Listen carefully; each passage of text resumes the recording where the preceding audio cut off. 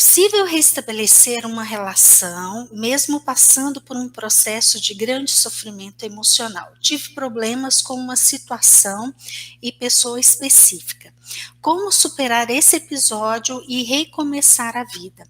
É possível voltar a conviver em um mesmo ambiente sem sofrer? Tati, você está falando aqui de relacionamento afetivo? Vê se você consegue responder aqui para mim. É de um companheiro que você está falando? Ou é de uma outra pessoa, uma pessoa da família, uma pessoa do trabalho? Como que é isso? Bom, supondo que é um ex-companheiro, ou mesmo um companheiro, né? Suponhamos que ainda não separou e aí aconteceu ali uma grande desavença, uma grande dor. É possível superar? Ah, ok, a Tati respondeu aqui, uma outra pessoa, né? Fora, não na relação afetiva. Bom, seja como for, na relação afetiva ou outra pessoa, eu só ia diferenciar que na relação afetiva, principalmente se ainda está morando junto, se ainda está próximo, é uma relação de muita intimidade, de muita proximidade, e aí fica mais complexo, tá? Mas como não é uma pessoa de fora do seu núcleo familiar, ou pelo menos que não mora ali junto com você, então é possível sim, tá? Um primeiro fator que eu te diria que é muito interessante você olhar é o seguinte: o fator tempo. O tempo, como diz aquele ditado, né? Com o passar do tempo, a poeira vai abaixando. Esse ditado, ele na verdade, ele se refere ao modo como nós, seres humanos, processamos as nossas emoções. Nós somos assim, tá? Então, a gente precisa de um tempo para que o nosso organismo metabolize aquelas emoções, aquelas substâncias químicas que, quando eu processei algo na minha mente, veio uma emoção forte, que na verdade é a interpretação que eu fiz de algo fora de mim.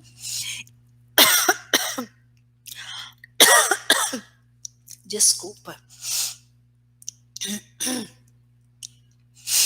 Então, eu processei algo aqui de fora de mim e isso que eu interpretei de uma maneira que eu não fiquei bem. Então, o meu cérebro manda comandos para o meu corpo de produção de substâncias e a minha corrente sanguínea fica cheia de substâncias.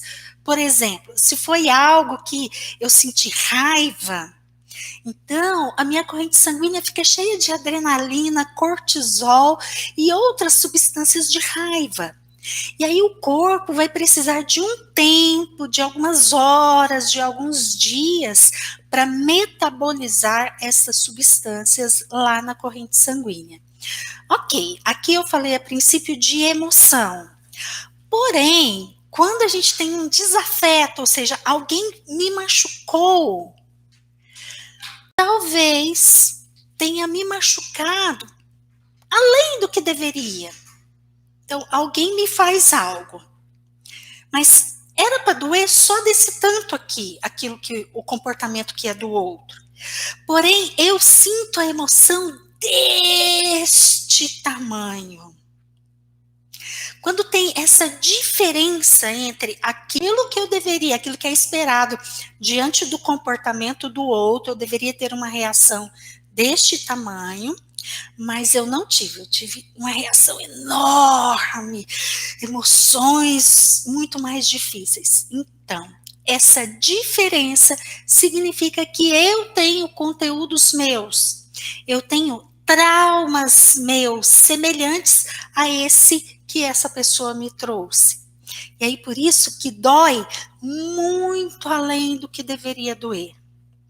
Bom, a sua pergunta é: e em algum momento é possível estar no mesmo ambiente que essa pessoa e não incomodar, não doer, não ficar muito ruim?